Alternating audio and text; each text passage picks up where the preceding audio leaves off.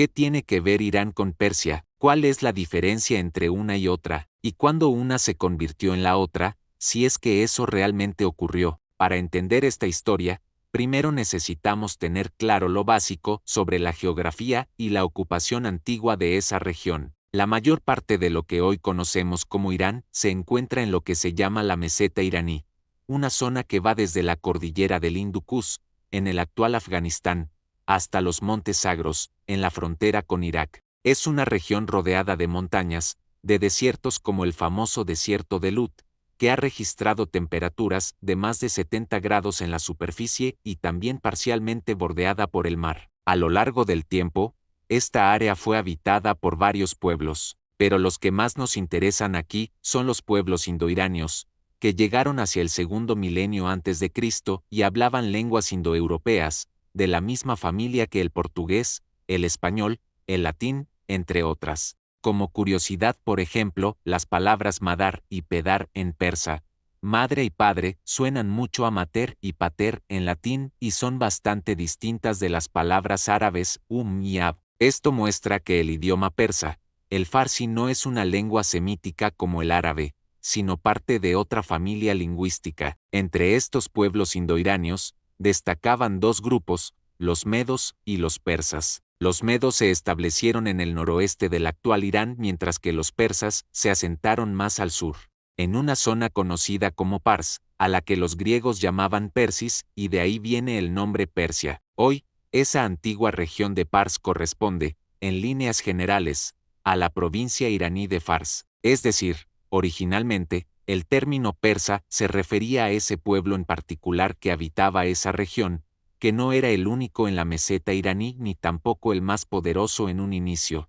Durante mucho tiempo, de hecho, fueron los medos quienes dominaron la zona, en lo que se conoció como el Imperio Medo. Pero todo esto cambiaría a partir del siglo VI a.C., cuando Ciro II de Persia derrotó a los medos y unificó a varios de estos pueblos bajo su liderazgo. A partir de ahí comienza lo que llamamos el Imperio Aqueménida. Ciro expandió rápidamente las fronteras de su imperio, usando una estrategia distinta a la de otros imperios de la región como los asirios o los babilonios, que muchas veces usaban el miedo y la violencia como forma de control. En lugar de destruir templos, imponer su idioma o hacer deportaciones masivas, Ciro prefería respetar las tradiciones locales, mantener los cultos religiosos y presentarse como protector de los pueblos conquistados. Por ejemplo, se proclamaba elegido de los dioses locales, como Javé para los judíos o Marduk para los babilonios, y no únicamente del dios persa supremo,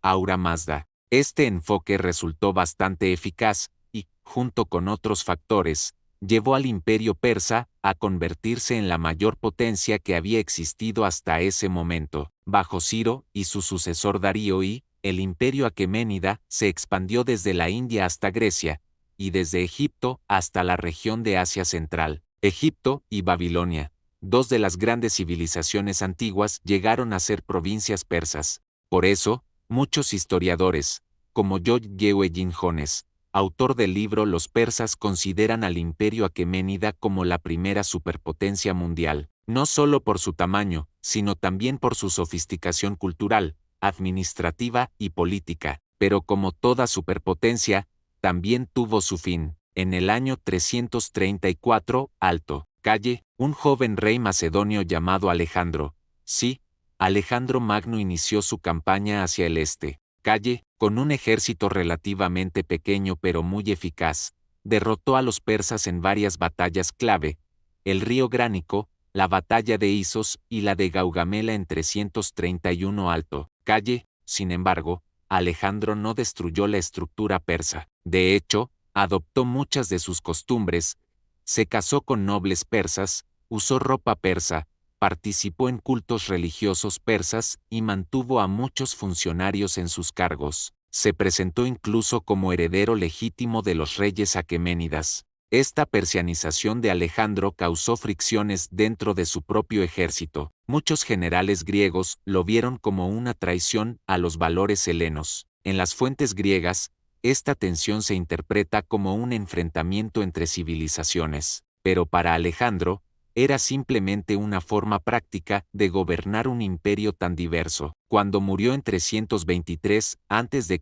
a los 32 años, sin dejar un sucesor claro, su imperio fue dividido entre sus generales. La región del antiguo corazón persa quedó bajo control de los Seleucidas, descendientes del general Seleuco. Unos 100 años después, los partos, de origen iranio, desplazaron a los Seleucidas, y más tarde serían reemplazados por los sasánidas, originarios de Fars. Esta dinastía sasánida se consideraba descendiente directa de los aqueménidas y gobernó hasta el siglo VII d.C., cuando la expansión islámica alcanzó la región. Con la llegada del Islam, el zoroastrismo fue desplazado como religión predominante, la lengua árabe comenzó a imponerse en la administración y la religión, y el idioma persa también se vio profundamente influenciado. A lo largo de los siglos siguientes, varias dinastías iraníes recuperaron autonomía, como los taíridas o los safáridas. En el siglo X, los buidas llegaron a controlar incluso Bagdad. Luego vinieron los turcos selyúcidas, que dominaron durante un siglo, y más tarde los mongoles de Gengis Khan, que saquearon ciudades importantes. En el siglo XIV, Tamerlán también invadió la región, y tras él surgieron pequeños estados turcomanos, hasta que, en el siglo XVI, la dinastía safávida logró consolidar el Islam chiita como religión oficial. Desde entonces, todas las grandes dinastías iraníes han sido chiitas. Y aquí volvemos a la pregunta inicial: ¿cuándo Persia se convirtió en Irán? Se puede responder de dos formas. La primera es que Persia siempre fue Irán. El término Irán proviene de la palabra aria, que en persa antiguo significa noble o puro, y ya era usado por los pueblos indoiranios desde la antigüedad.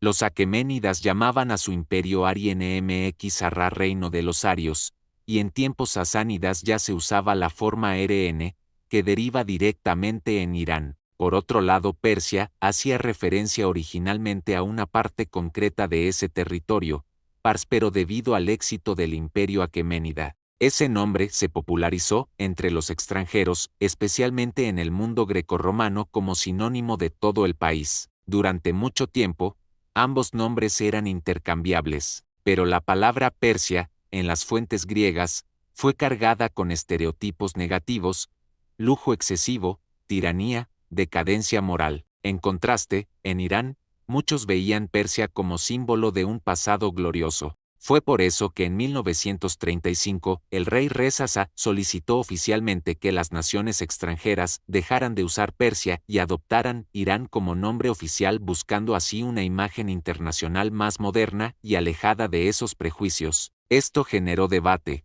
tanto dentro como fuera del país. Algunos iraníes veían en esa decisión una renuncia a su legado cultural. Sin embargo, la medida se mantuvo, y desde entonces usamos el nombre Irán en contextos internacionales. O sea, desde este punto de vista, Persia se convirtió en Irán en 1935, aunque los propios iraníes ya usaban esa palabra desde mucho antes. Más adelante, en 1979, tras la revolución islámica que derrocó al Shah Mohammad Reza Pahlavi, se instauró la República Islámica bajo el liderazgo del Ayatollah Jomeini. A partir de entonces, la relación con Occidente se deterioró por completo, y el nombre Irán pasó a estar más asociado con conflictos, sanciones y tensiones geopolíticas. Mientras tanto, Persia siguió evocando un pasado imperial, de arte, poesía, medicina y ciencia. En muchos sentidos,